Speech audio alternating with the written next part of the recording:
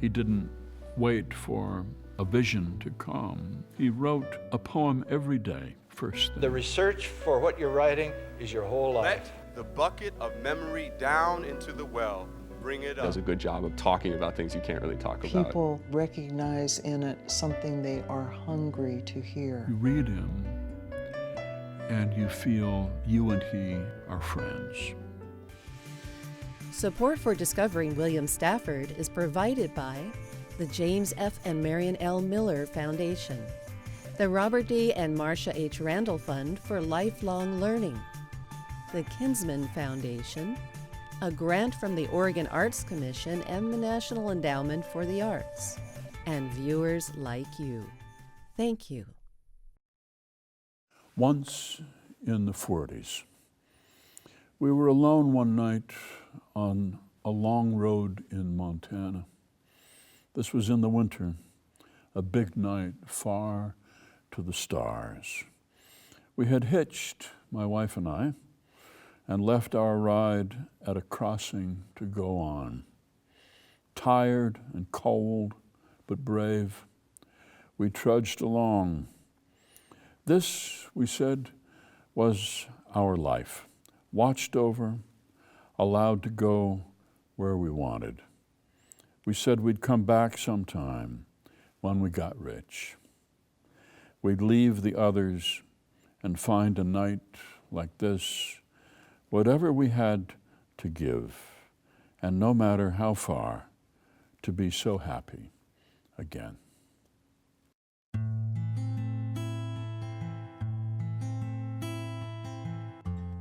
In the 1940s, William Stafford was on the brink of finding his life path.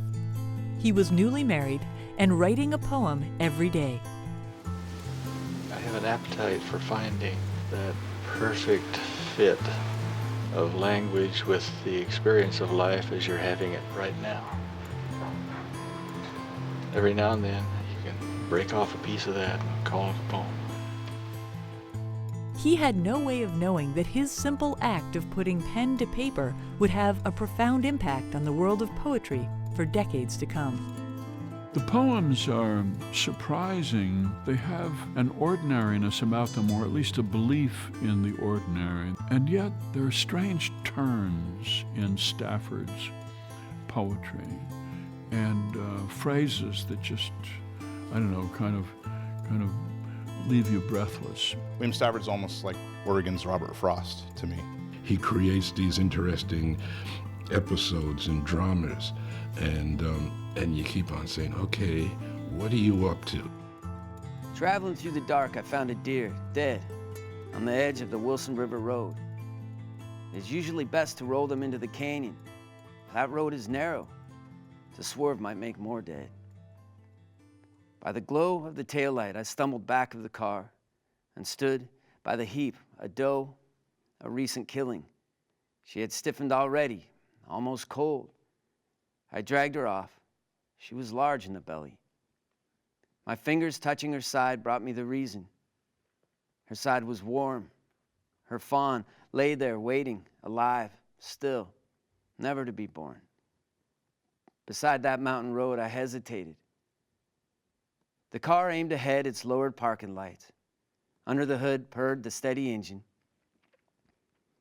I stood in the glare of the warm exhaust turning red. Around our group, I could hear the wilderness listen.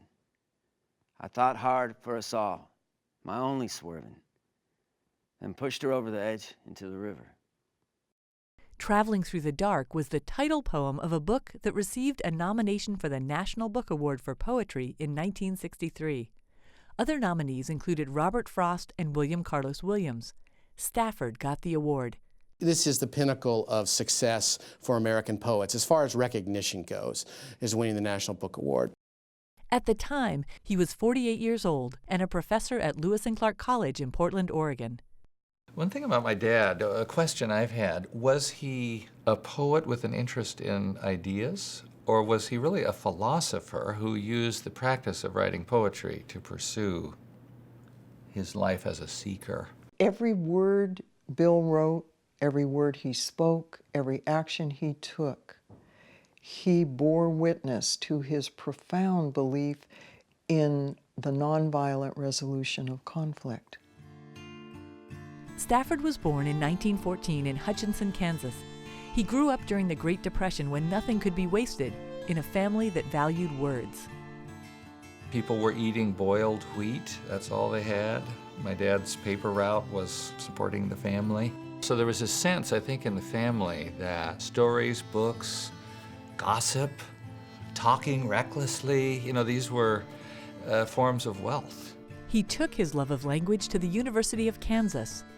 There, Stafford wrote poems and learned firsthand the importance of peaceful witnessing. Well, the way my father told it, all his teachers were pacifists because at least the men were all survivors of World War I, and they had horrific stories. When the draft started for World War II, Stafford registered as a conscientious objector.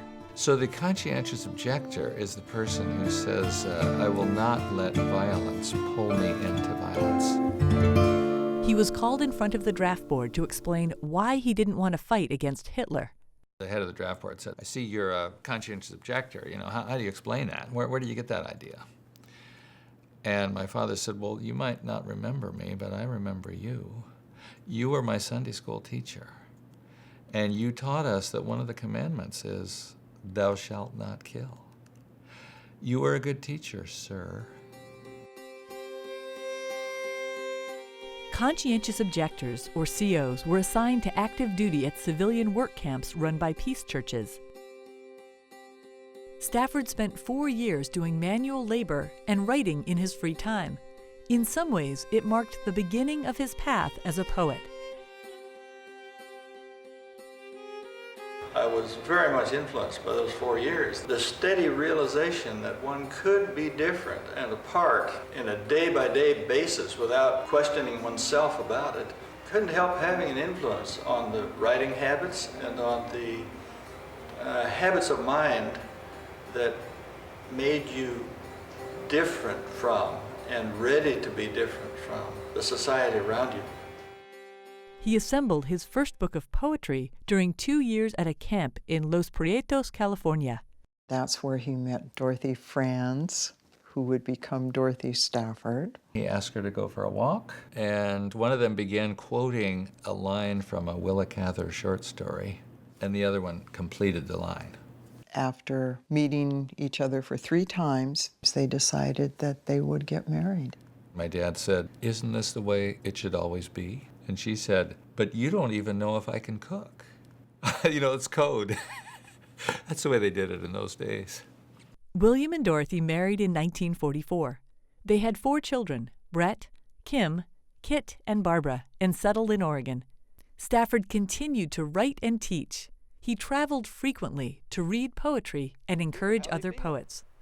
In the arts, it has to do with how you feel. You trust what occurs to you, and you've just got to do that. I met Bill Stafford, I think, maybe 1967 or 68 at University of Colorado in Boulder. One of the things that I kept with me to this day is, it seems to me that I am writing, but what I am writing has its own life, and it speaks back to me. He became consultant in poetry to the Library of Congress in 1969, a role similar to being Poet Laureate for the United States. After the family moved home, Stafford was appointed Oregon's Poet Laureate in 1975. He was our Poet Laureate for 15 years. He tried to resign several times, and the governors ignored him. If you were the governor of Oregon and William Stafford were your Poet Laureate, wouldn't you want to have him Poet Laureate for as long as you could? Of course you would. Well, his formula for a successful writing life: delay as long as possible the publication of your first book, but publish in many little magazines. He was always, from the beginning, sending out to these little, they might only last for an issue or 2. And then the third technique is write better than anyone else. It gets tough at the end. Any morning, just lying on the couch, being happy, only humming a little, the quiet sound in the head. Trouble is busy elsewhere at the moment. It has so much to do in the world. People who might judge are mostly asleep. They can't monitor you all the time, and sometimes they forget. When dawn flows over the hedge, you can get up and act busy. Little corners like this, pieces of heaven left lying around, can be picked up and saved. People won't even see that you have them. They're so light and easy to hide.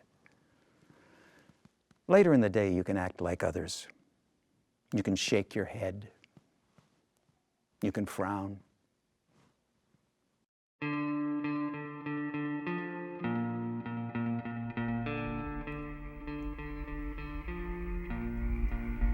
Every day before sunrise, poetry shook William Stafford out of bed. William Stafford would wake up, his normal writing time. He'd sort of feel the tug around 3 or 4 in the morning. He'd get up, he'd make a terrible cup of instant coffee, and then he'd lie down on the couch. He would have before him a couple hours of uninterrupted time before the rest of the family got up. And that is what he owned. I thought it would be such a lonely time for him. I remember it occurring to me that he needed company. So I started getting up early just to be with him, and he'd look up and welcome me and never let me know that this was his writing time. He got up in the morning and he went about writing a poem as you would go about working with wood or making a chair. To him, it was a piece of work. William Stafford's philosophy toward writing can be boiled down to one piece of advice he had for all writers. If you're writing and you get stuck, lower your standards and keep going.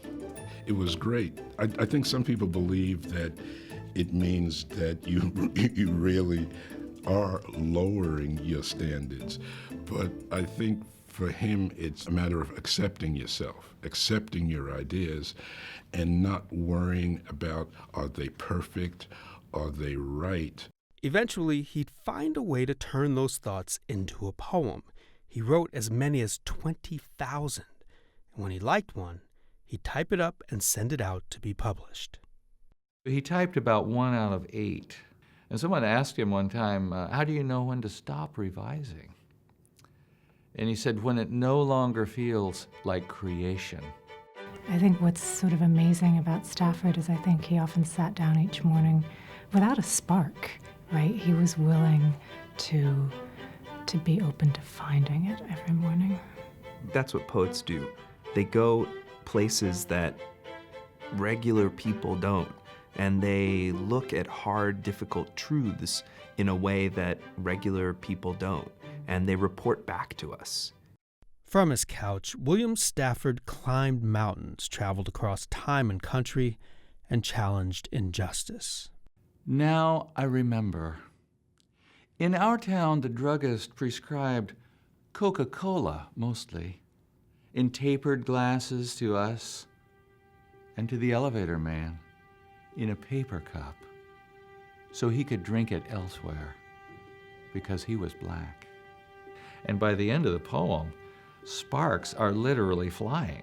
You know, it's a moral imperative. Look down, stars. I was almost one of the boys. My mother was folding her handkerchief. The library seethed and sparked. Right and wrong arced. And carefully, I walked with my cup toward the elevator man. He would address all kinds of social, political issues, basically fearlessly, but at the same time, he never seemed strident like a lot of people, especially in the 60s. You know, being strident was what it was all about. He had an interesting kind of benevolent, warm wiliness, but wily nevertheless.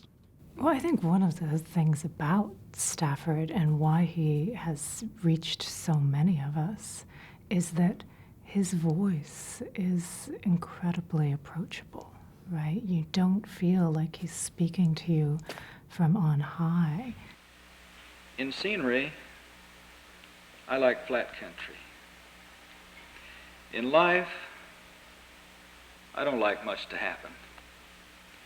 In personalities, I like mild, colorless people.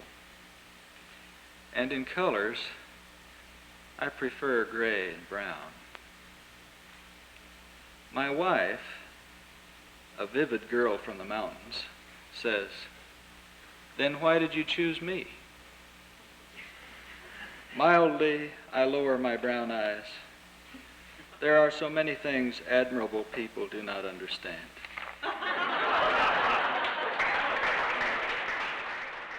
"50 years after Stafford won the National Book Award for Poetry, Mary Shebist became Oregon's second winner for her book, Incarnadine. Shebist had recently lost her mother. In her grief, she turned to a Stafford poem. The little girl by the fence at school. Grass that was moving found all shades of brown, moved them along, flowed autumn away, galloping southward where summer had gone. And that was the morning someone's heart stopped, and all became still. And a girl said, "Forever." And the grass, "Yes, forever." While the sky, the sky, the sky, the sky. You know, for me, maybe one of the tests of a great poem is that not just that it stays with you and offers you something, but that at the time you need it, at the time you need words about death that you don't have, that you reach back for it. And that poem has served me in that way.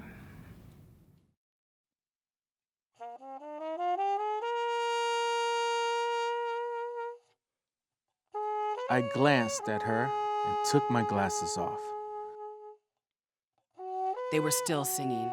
They buzzed like a locust on the coffee table and then ceased. Her voice bellowed forth, and the sunlight bent. I felt the ceiling arch and knew that nails up there took a new grip on whatever they touched. "I am your own way of looking at things," she said. "When you allow me to live with you, every glance at the world around you will be a sort of salvation." And I took her hand.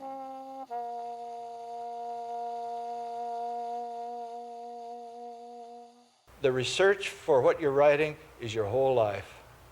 I mean, there is one world expert on it, you. I would love it if my father's poetry could keep teaching us that at the table of writing, everyone is welcome. In fact, everyone is needed. No voice without all voices. You reading this, be ready. Starting here, what do you want to remember? How sunlight creeps along a shining floor? What scent of old wood hovers? What softened sound from outside fills the air? Will you ever bring a better gift for the world than the breathing respect that you carry wherever you go right now? Are you waiting for time to show you some better thoughts? When you turn around, starting here, lift this new glimpse that you found. Carry into evening all that you want from this day. This interval you spent reading or hearing this, keep it for life.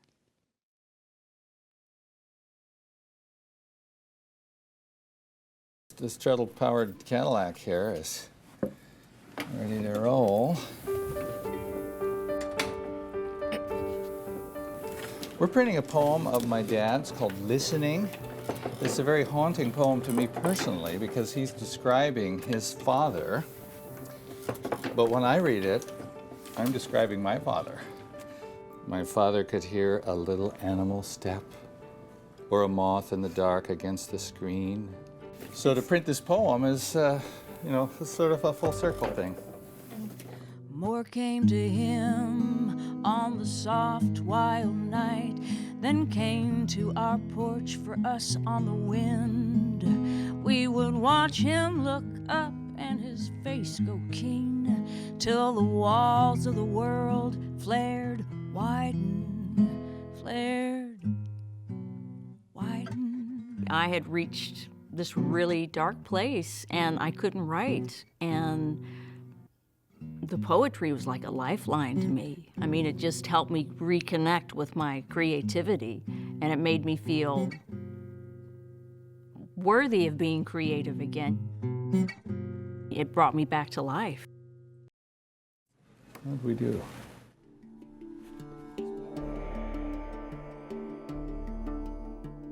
If you don't know the kind of person I am, and I don't know the kind of person you are, a pattern that others made may prevail in the world.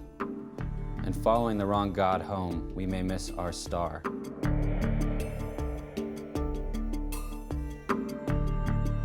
I became interested in Stafford as an activist.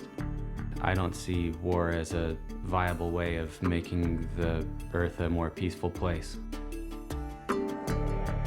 I call it cruel, and maybe the root of all cruelty, to know what occurs, but not recognize the fact. This poem, I think, speaks to the fact that people need to express their views to other people instead of being afraid. And he definitely did that in his life during a time when it was a really hard thing to do in this country. I mean, how do you make that decision? I guess the only decision you can make is that you're not going to kill other people. For it is important that awake people be awake, or a breaking line may discourage them back to sleep. The signals we give, yes or no or maybe, should be clear. The darkness around us is deep. His work can sound very dark, but it's very beautiful at the same time. And I definitely try to do that with my paintings too. This feeling of being surrounded by the darkness or a storm, and what's bringing us together is community and the ability for us to talk to each other. And without that connection between each other, all we have is the darkness around us. In one of his poems, he says, "Justice will take us millions of intricate moves." That every slight shift in the way people look at possibilities for dealing with conflict, every slight shift is significant. I was in 3rd grade, and our teacher had prepped us all week for William Stafford to come to the school. And he walked in, and he looked really Oregon. He looked like he was going fishing.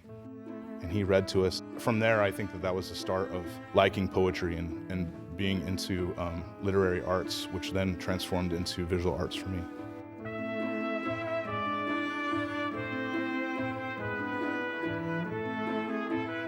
An Oregon Message by William Stafford.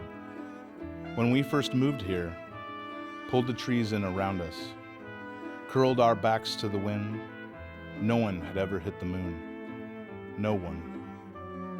Now our trees are safer than the stars, and only other people's neglect is our precious and abiding shell, pierced by meteors, radar, and the telephone. From our snug place, we shout religiously for attention in order to hide. Only silence or evasion will bring dangerous notice. The hovering hawk of the state, or the sudden quiet stare and fatal estimate of an alerted neighbor. This message we smuggle out in its plain cover, to be opened quietly. Friends everywhere, we are alive. Those moon rockets have missed millions of secret places. Best wishes. Burn this.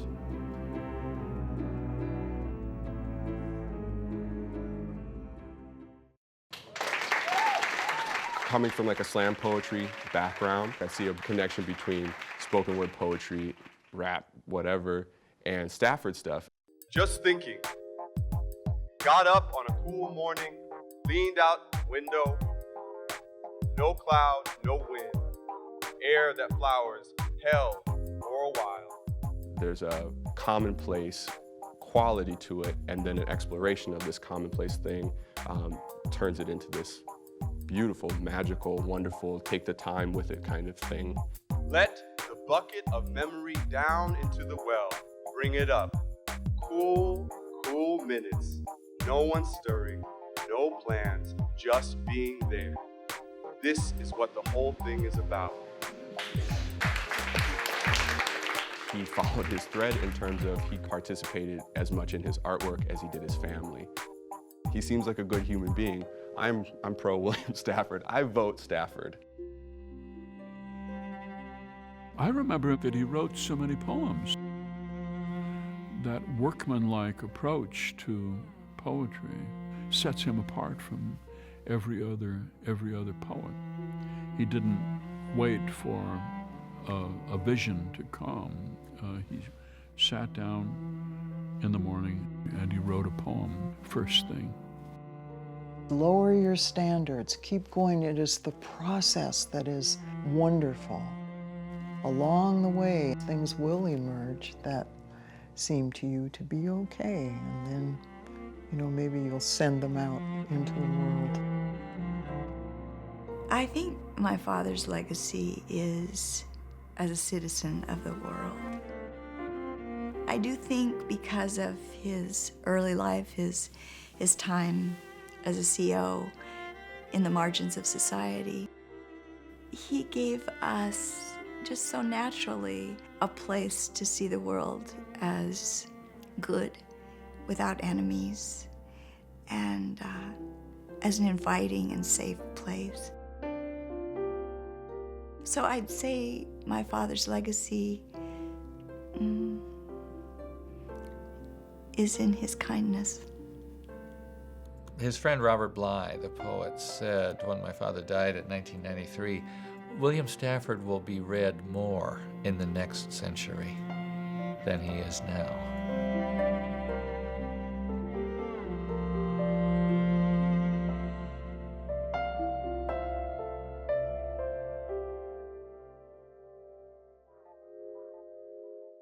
The way it is.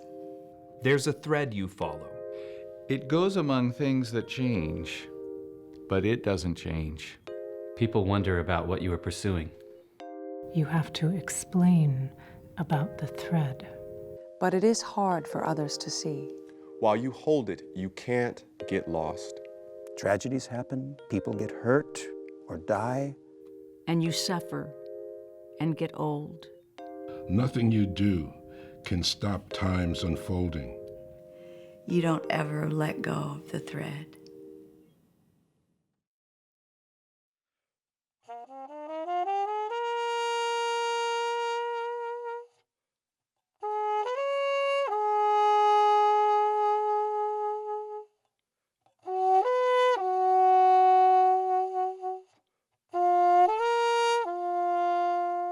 For more information about William Stafford, visit our website, opb.org/artbeat. Support for Discovering William Stafford is provided by the James F. and Marion L. Miller Foundation, the Robert D. and Marcia H. Randall Fund for Lifelong Learning, the Kinsman Foundation, a grant from the Oregon Arts Commission and the National Endowment for the Arts, and viewers like you. Thank you.